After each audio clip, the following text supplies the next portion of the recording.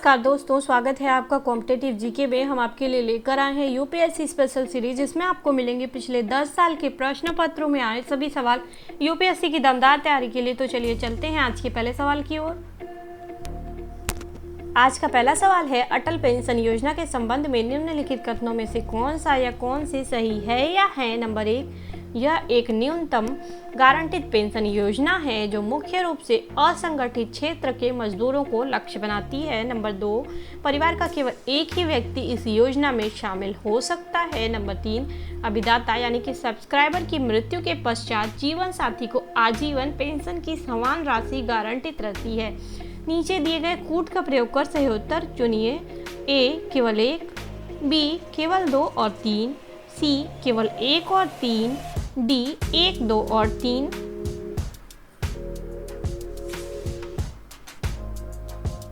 इसका सही जवाब है सी केवल 1 और 3। दूसरा सवाल,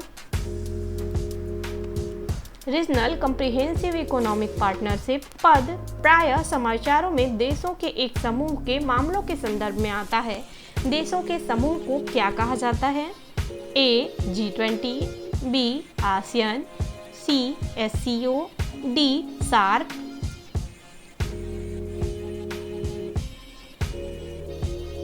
इसका सही जवाब है बी आसियान। तीसरा सवाल, निम्नलिखित में से किसमें आप ऊर्जा दक्षता ब्यूरो यानी कि ब्यूरो ऑफ एनर्जी एफिशिएंसी का स्टार लेवल पाते हैं। नंबर 1, छत के यानी कि सीलिंग पंखे। नंबर 2, विद्युत गीजर। नंबर 3, नलिका रूप प्रतिदीप्ति यानी कि ट्यूबुलर फ्लोरोसेंट लैंप। नीचे दिए गए कूट का प्रयोग कर सही उत्तर चुनिए। ए केवल 1 और 2, बी केवल 3, सी केवल 2 और 3, डी 1, 2 और 3।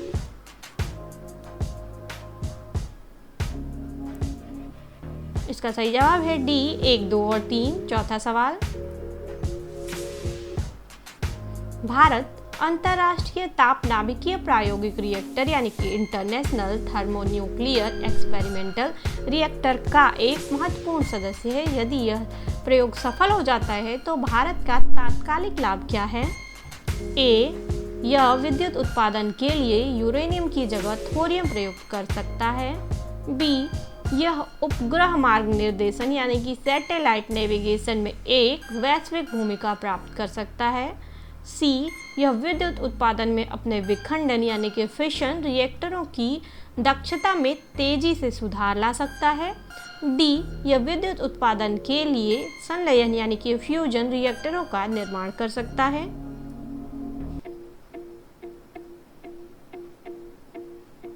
इसका सही जवाब है डी, यह विद्युत उत्पादन के लिए संलयन यानी कि फ्यूजन रिएक्टरों का निर्माण कर सकता है। पांचवा सवाल, भारत के इतिहास के संदर्भ में निम्नलिखित युग्मों पर विचार कीजिए। नंबर 1, एडिपत्ति बराबर भूमि जिससे मिलने वाला राजस्व अलग से ग्राम जलाशय के रखरखाव के लिए निर्धारित कर दिया जाता था। नंबर 2, तनियूर बराबर एक अकेले ब्राह्मण अथवा एक ब्राह्मण समूह को दान में दिए गए ग्राम। नंबर 3, घट्टिका बराबर प्रायः मंदिरों के साथ संबद्ध विद्यालय। उपर्युक्त में से कौन सा या कौन से युग्म सही सुमेलित है या है।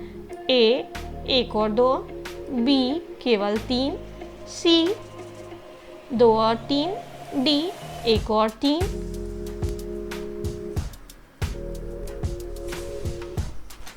इसका सही जवाब है डी 1 और 3। छठवां सवाल,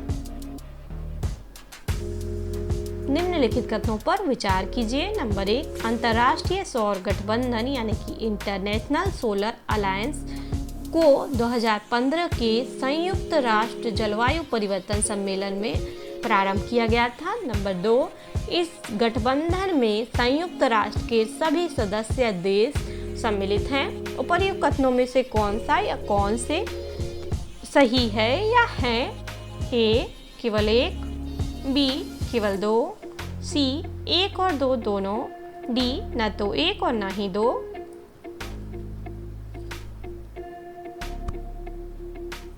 इसका सही जवाब है ए केवल 1। सातवां सवाल, समाचारों में कभी कभी देखे जाने वाला यूरोपीय स्थिरता तंत्र यानी कि यूरोपियन स्टेबिलिटी मैकेनिज्म क्या है। ए पूर्व से लाखों शरणार्थियों के आने के प्रभाव से निपटने के लिए ईयू द्वारा बनाई गई एक एजेंसी। बी, ईयू की एक एजेंसी जो यूरो क्षेत्र यानी कि यूरो जोन के देशों को वित्तीय सहायता उपलब्ध कराती है। सी, सभी द्विपक्षीय एवं बहुपक्षीय व्यापार समझौतों को सुलझाने के लिए ईयू की एक एजेंसी। डी, सदस्य राष्ट्रों के बीच मतभेद सुलझाने के लिए ईयू की एक एजेंसी।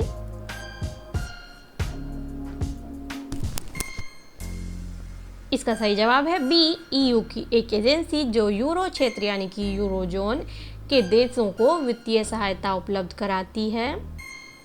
8वां सवाल, निम्नलिखित में से कौन सा या कौन से द्रप्स यानी कि ड्रिप सिंचाई पद्धति के प्रयोग का या प्रयोग के लाभ है या है? नंबर 1, खरपतवार में कमी। नंबर 2, मृदा लवणता में कमी। नंबर 3, मृदा अपरदन में कमी। नीचे दिए गए कूट का प्रयोग कर सही उत्तर चुनिए। ए, केवल 1 और 2। बी, केवल 3। सी, केवल 1 और 3। डी, उपर्युक्त में से कोई भी ड्रिप सिंचाई पद्धति का लाभ नहीं है।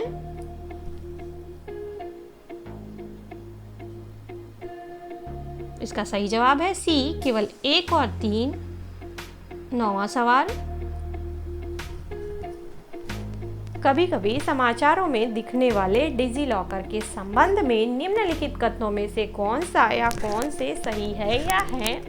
नंबर 1, यह डिजिटल इंडिया प्रोग्राम के अंतर्गत सरकार द्वारा दिए जाने वाला एक डिजिटल लॉकर सिस्टम है। नंबर 2, यह आपके ही दस्तावेजों तक आपकी पहुंच को संभव बनाता है, चाहे भौतिक रूप से आपकी उपस्थिति कहीं भी हो। नीचे दिए गए कूट का प्रयोग कर सही उत्तर चुनिए। ए, केवल 1। बी, केवल 2। सी, 1 और 2 दोनों। डी, न तो 1 और न ही 2।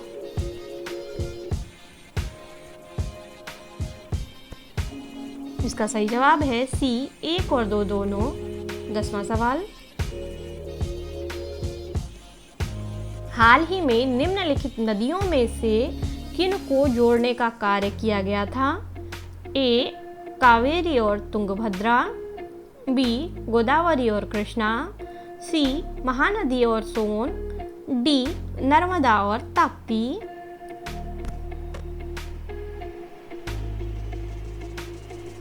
इसका सही जवाब है बी, गोदावरी और कृष्णा। 11वां सवाल,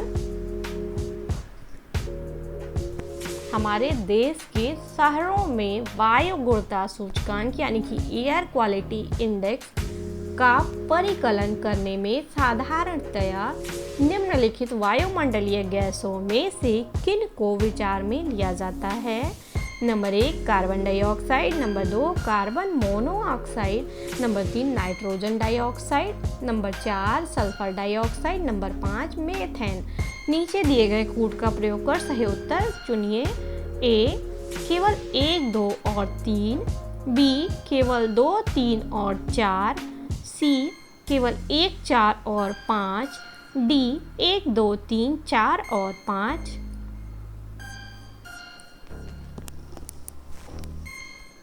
इसका सही जवाब है बी, केवल 2, 3 और 4।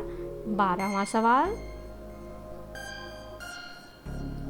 भारत द्वारा प्रमोचित खगोलीय वेधशाला एस्ट्रोसेट के संदर्भ में निम्नलिखित कथनों में से कौन सा या कौन से सही है या है? नंबर 1, यूएसए और रूस के अलावा केवल भारत एकमात्र ऐसा देश है जिसने अंतरिक्ष में उसी प्रकार की वेधशाला प्रमोचित की है। नंबर 2, एस्ट्रोसेट 2000 किलोग्राम का एक उपग्रह है जो पृथ्वी की सतह के ऊपर 1650 किलोमीटर पर एक कक्षा में स्थापित है। नीचे दिए गए कूट का प्रयोग कर सही उत्तर चुनिए। ए, केवल 1। बी, केवल 2। सी, 1 और 2 दोनों। डी, न तो 1 और न ही 2।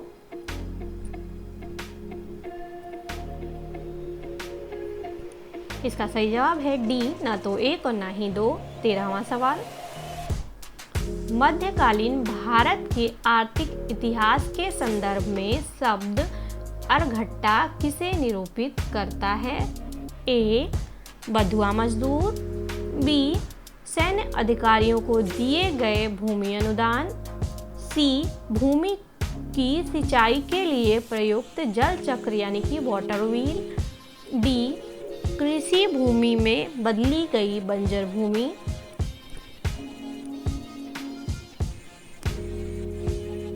इसका सही जवाब है सी, भूमि की सिंचाई के लिए प्रयुक्त जल चक्र यानी कि वाटर व्हील। 14वां सवाल, भारत के सांस्कृतिक इतिहास के संदर्भ में इतिवृत्तों, राजवंशीय इतिहासों और वीर गाथाओं को कंठस्थ करना निम्नलिखित में से किसका व्यवसाय था? ए, श्रमण। बी, परिव्राजक। सी, अग्रहारिक। डी, मागध।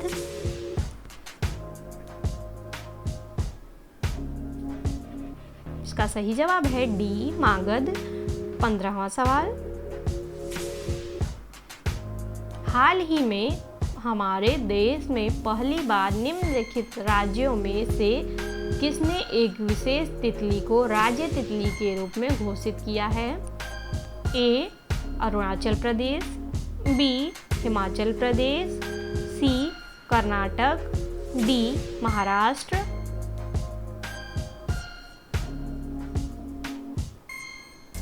इसका सही जवाब है डी, महाराष्ट्र। 16वां सवाल, निम्नलिखित कथनों पर विचार कीजिए। इसरो द्वारा प्रमोचित मंगलयान नंबर 1 को मार्स ऑर्बिटर मिशन भी कहा जाता है। नंबर 2 ने भारत को यूएसए के बाद मंगल के चारों ओर अंतरिक्ष यान को चक्रमण कराने वाला दूसरा देश बना दिया है। नंबर 3 ने भारत को एकमात्र ऐसा देश बना दिया है जिसने अपने अंतरिक्ष यान को मंगल के चारों ओर चक्रमण कराने में पहली बार में ही सफलता प्राप्त कर ली। उपर्युक्त कथनों में से कौन सा या कौन से सही है या हैं? ए, केवल 1। बी, केवल 2 और 3। सी, केवल 1 और 3। डी, 1, 2 और 3।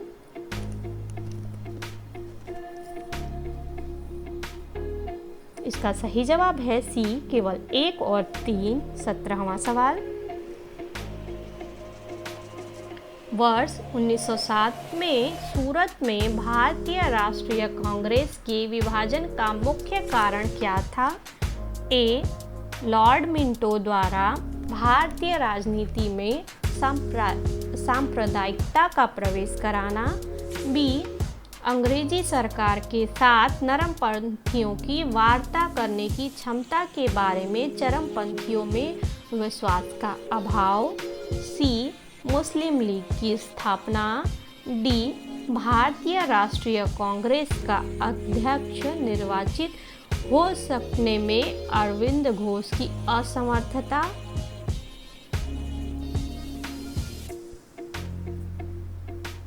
इसका सही जवाब है बी, अंग्रेजी सरकार के साथ नरमपंथियों की वार्ता करने की क्षमता के बारे में चरमपंथियों में विश्वास का अभाव।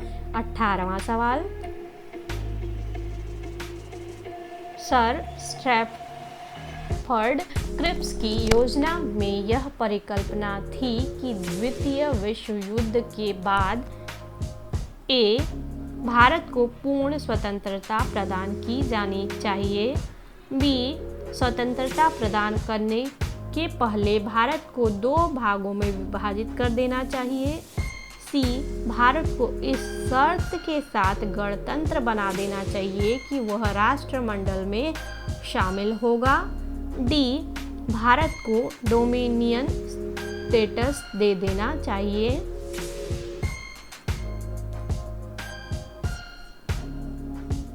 इसका सही जवाब है डी, भारत को डोमिनियन स्टेटस दे देना चाहिए। 19वां सवाल, निम्नलिखित युग्मों पर विचार कीजिए। नंबर 1 बोधगया बराबर बघेलखंड। नंबर 2 खजुराहो बराबर बुंदेलखंड। नंबर 3 शिरडी बराबर विदर्भ। नंबर 4 नासिक बराबर मालवा। नंबर 5 तिरुपति बराबर रायलसीमा। उपर्युक्त युग्मों में से कौन से सही सुमेलित हैं? ए 1, 2 और 4, बी 2, 3, 4 और 5, सी केवल 2 और 5, डी 1, 3, 4 और 5।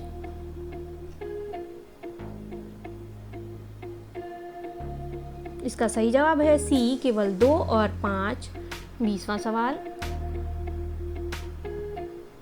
राष्ट्रहित में भारत की संसद राज्य सूची के किसी भी विषय पर विधिक शक्ति प्राप्त कर लेती है यदि इसके लिए एक संकल्प ए लोकसभा द्वारा अपनी संपूर्ण सदस्यता के साधारण बहुमत से पारित कर लिया जाए, बी लोकसभा द्वारा अपनी संपूर्ण सदस्य संख्या के कम से कम 2/3 बहुमत से पारित कर लिया जाए, सी राज्यसभा द्वारा अपनी संपूर्ण सदस्यता के साधारण बहुमत से पारित कर लिया जाए, डी राज्यसभा द्वारा अपने उपस्थित एवं मत देने वाले सदस्यों के कम से कम 2/3 बहुमत से पारित कर लिया जाए।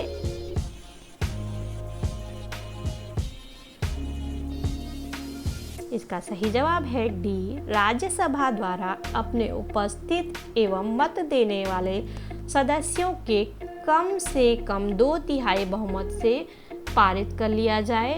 21वां सवाल, हाल ही में निम्नलिखित राज्यों में से किसने एक लंबे नौ संचालन चैनल द्वारा समुद्र से जोड़े जाने के लिए एक कृत्रिम अंतर्देशीय बंदरगाह के निर्माण की संभावना का पता लगाया है?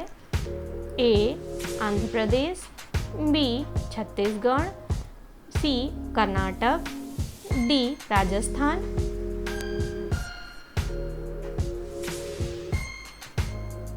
इसका सही जवाब है डी राजस्थान। 22वां सवाल,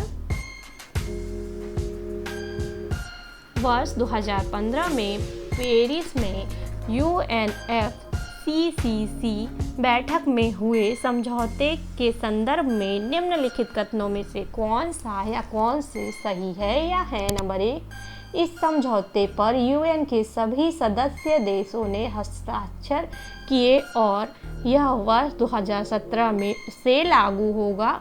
नंबर 2, यह समझौता ग्रीन हाउस गैस के उत्सर्जन को सीमित करने का लक्ष्य रखता है जिससे इस सदी के अंत तक औसत वैश्विक तापमान की वृद्धि उद्योग पूर्व स्तर यानी कि प्री इंडस्ट्रियल लेवल्स में से 2 डिग्री सेल्सियस या कोशिश करें कि 1.5 डिग्री सेल्सियस से भी अधिक ना होने पाए। नंबर 3, विकसित देशों ने वैश्विक तापमान में अपनी ऐतिहासिक जिम्मेदारी को स्वीकारा और जलवायु परिवर्तन का सामना करने के लिए विकासशील देशों की सहायता के लिए 2020 से प्रतिवर्ष 1000 अरब डॉलर देने की प्रतिबद्धता जताई। नीचे दिए गए कूट का प्रयोग कर सही उत्तर चुनिए।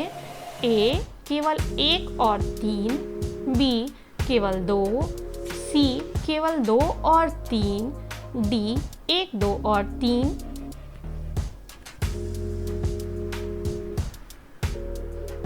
इसका सही जवाब है बी केवल 2। 23वां सवाल, निम्नलिखित कथनों पर विचार कीजिए। नंबर 1, धारणीय विकास लक्ष्य यानी कि सस्टेनेबल डेवलपमेंट गोल्स पहली बार 1972 में एक वैश्विक विचार मंडल यानी कि थिंक टैंक ने, जिसे क्लब ऑफ रोम कहा जाता था, प्रस्तावित किया था। नंबर 2, धारणीय विकास लक्ष्य 2030 तक प्राप्त किए जाने हैं। उपर्युक्त कथनों में से कौन सा या कौन से सही है या हैं? ए केवल 1, बी केवल 2, सी 1 और 2 दोनों, डी ना तो 1 और ना ही 2।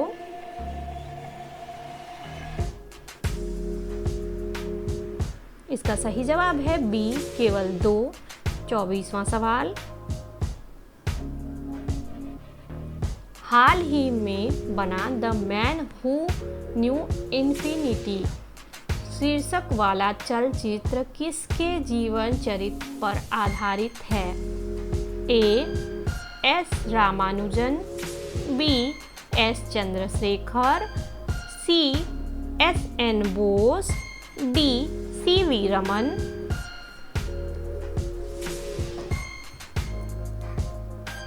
इसका सही जवाब है ए. एस रामानुजन। 25वां सवाल, निम्नलिखित कथनों पर विचार कीजिए। नंबर 1, किसी भी व्यक्ति के लिए पंचायत का सदस्य बनने के लिए न्यूनतम निर्धारित आयु 25 वर्ष है। नंबर 2, पंचायत के समय पूर्व भंग होने के पश्चात पुनर्गठित पंचायत केवल अवशिष्ट समय के लिए ही जारी रहती है। उपर्युक्त कथनों में से कौन सा या कौन से सही है या हैं? ए. केवल 1, बी. केवल 2, सी. 1 और 2 दोनों, डी. न तो 1 और न ही 2।